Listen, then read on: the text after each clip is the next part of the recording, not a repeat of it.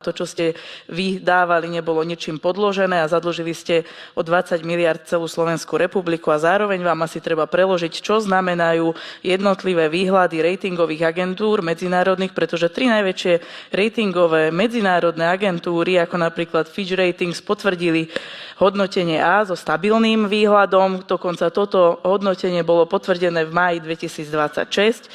A tieto stabilné financie, vďaka ktorým vôbec sa pán minister Kamenický dostal do medzinárodných štruktúr a je vnímaný veľmi pozitívne, na rozdiel od vás, pretože to, čo dokazoval minister financií Igor Matovič, bolo jedine, že si vedel ostrihať podľa hrnca svoje vlasy a nie to, čo dokázal minister Kamenický na prach rozložené verejné financie dostať do medzinárodného hodnotenia s výhľadom A+.